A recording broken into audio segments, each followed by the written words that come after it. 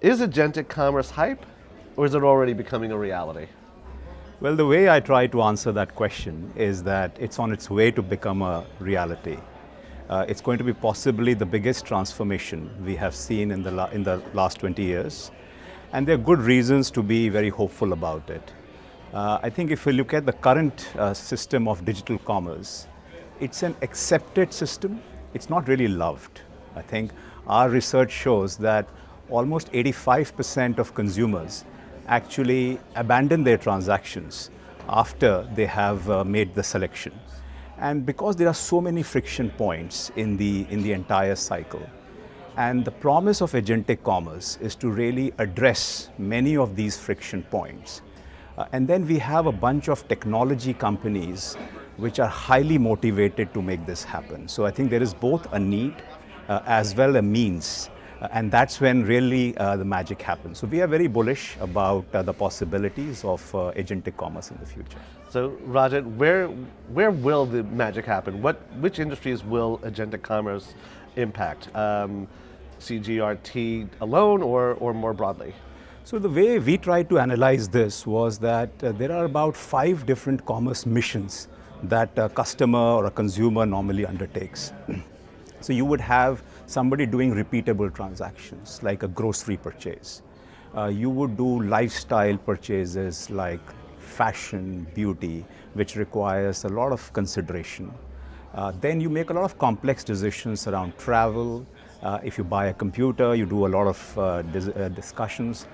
Then you make a lot of structured choices when you're buying insurance products, banking products. And then sometimes we also engage in B2B transactions where there's a lot of negotiation, one-to-one negotiation that are involved. So what we tried to do was something very interesting.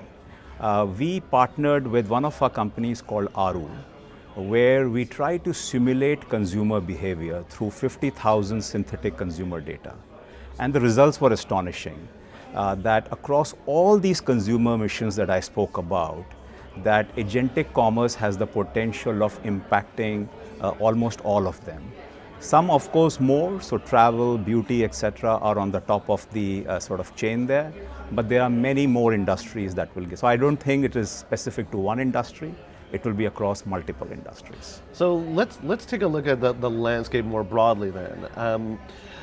Will it be dominated by ChatGPT, Gemini, Amazon, the usual names, or would there be others, horizontal versus, say, vertical agentic platforms?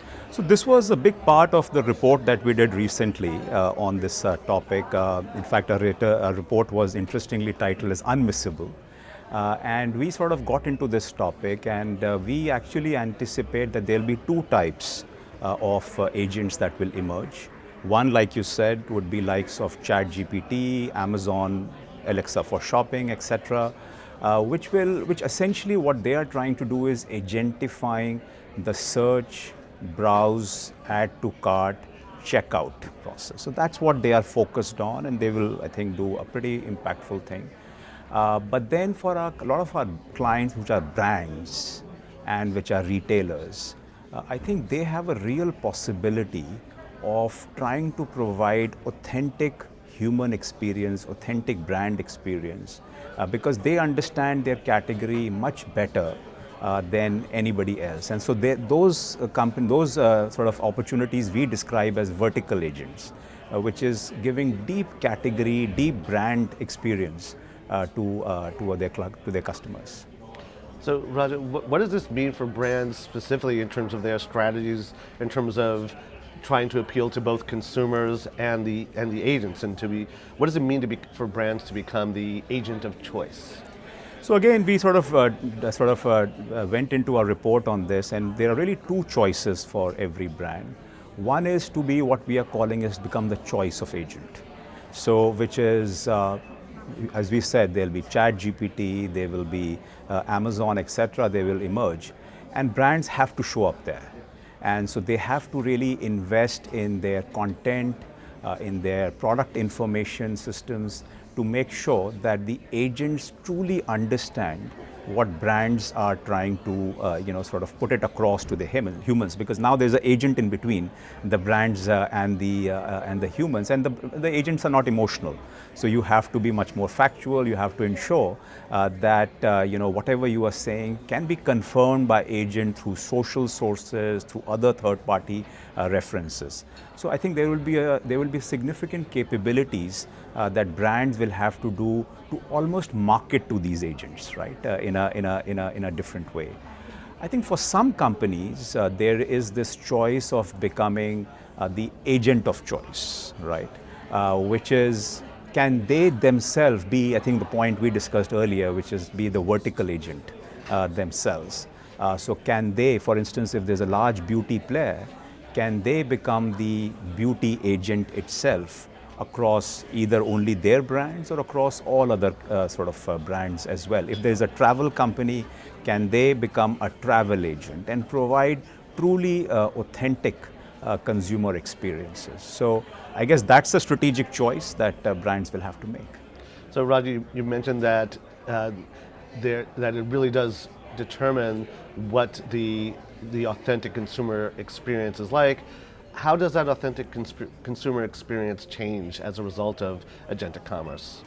So again, as I say, that if we look at the world of physical commerce and digital commerce, the consumer experience has not really changed. And I think, as I mentioned before, it is search, browse, add to cart, checkout. It has been a very simple process.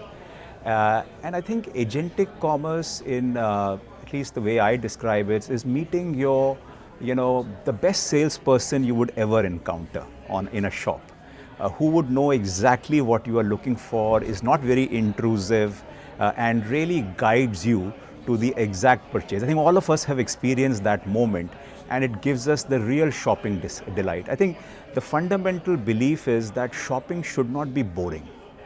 And it should not just be making it more efficient. In some cases, we want it to be efficient, but in a lot of cases, we want it to be inspirational. So I think as brands grapple with this issue, they should not feel that agentic commerce is just another channel.